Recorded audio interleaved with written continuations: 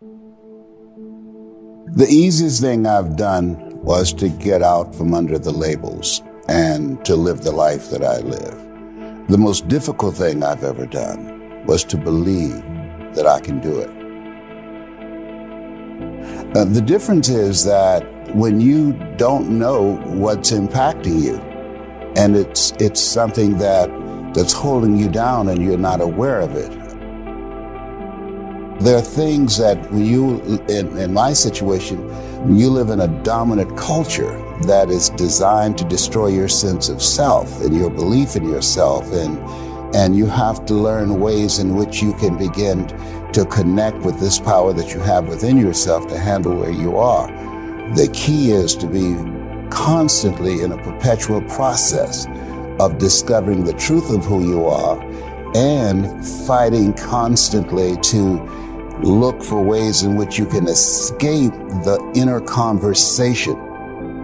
Between ages 0 and 5, we determine what's available to us and what's not available to us. And so that was a defining moment. I knew there are certain things I could not do, certain places I could not go.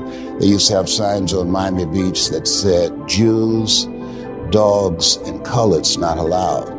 And so now you have to operate within the constraints of the dominant society and the things that they've created for you. And it's a challenge to see yourself beyond that and to work to get outside of that, even after those laws have changed, because that has become so much a part of you. You unconsciously operate within the parameters of what has been put in place. Like you're driving on the expressway, the 405, and you'll get off on an exit that you weren't going in that direction, but you unconsciously did it because you've done it so many times that many people, because they're not making a conscious, deliberate, determined effort to think outside of what life has thrown at them, they end up doing the same thing over and over and over again. Einstein said that thinking that has brought me this far has created some problems that this thinking can't solve. And so through relationships, through reading, through studies, through goals and dreams beyond your comfort zone, it allows you to begin to live out of your imagination as opposed to out of your history. Disney said, the imagination is a preview of what's to come.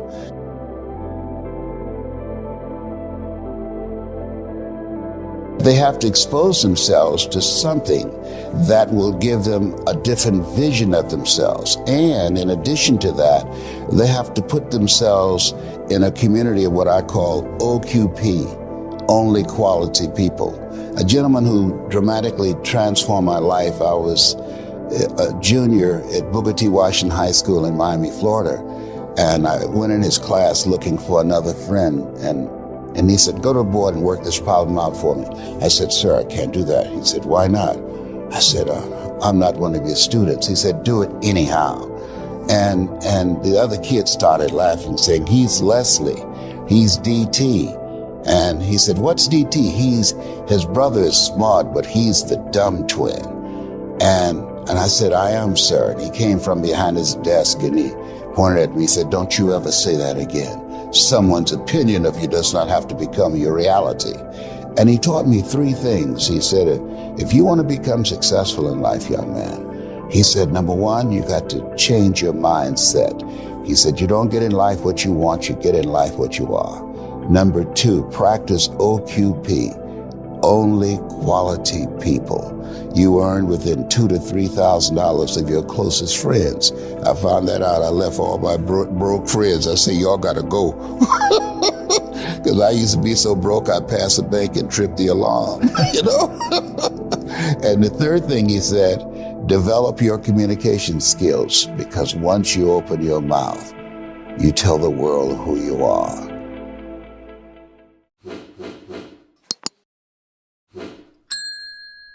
Whatever you do, you want to develop technical mastery. You want to be the best at what you do. You want to master it. See, part of self-motivation is you've got to find something that gives you a strong sense of competence. Well, you become known for that. You develop a reputation of being good at doing that. You set some high personal standards for yourself. You're not competing with anybody else. You're just unfolding yourself to be the best person that you could be. That you want to give the best quality service that you can give, because that is a statement about who you are. The other thing that's the key to self-motivation is recognize the fact that you're going to get into some slumps. Recognize the fact that you're going to encounter a great deal of failure in life. It goes with the territory. But in the face of that, you want to be relentless. When you want something, you don't expect everybody to say, oh, you want this? Oh, great. We want to give this to you. You're such a nice person. You're doing it for your family, aren't you? Great. No, life isn't like that. No, many doors will be closed in your face. Many loans that you will want. And they'll say, no, you don't have enough collateral. You don't have enough credit. And most people will give up.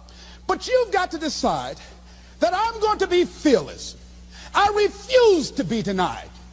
And I'm going to go all out. I'm going to be relentless. I don't care how many no's I encounter. I like something Isaiah Thomas said when he's getting ready for a basketball game. He said, I'm going to either shoot us in or shoot us out, but I'm not going to not do anything. And that's the way to go. You can't make a basket unless you shoot the ball. You can't hit a home run unless you take a swing at it. Most people won't even take a swing. Well, I probably won't make it anyhow. That's the conversation within. They probably won't give it to me anyhow. If you want something, you've got to be relentless. You've got to decide, I deserve this, and I'm going to have it. And you go all out to get it. That drives you. The next thing is that when you want something out of life, you've got to be willing to go into action. Don't wait around for things to be just right. Don't wait for things to be perfect. Don't wait for the ideal situation. It will never be ideal. There will always be a reason. Well, as soon as the children grow up, or as soon as I pay my bills, or as soon as I get my divorce, as soon as I get enough money together, do what you can, where you are with what you have, and never be satisfied. A lot of people never take a chance in life. They don't want to take any chances. They want the situation to be ideal. See, that's not walking by faith. That's walking by sight. If I can see it, I'll do it. No. That's a lot of people saying, if I can see it, I'll believe it. No. If you believe it, you can see it. And don't be disturbed because no one else can see it. That's not unusual. That is ordinary.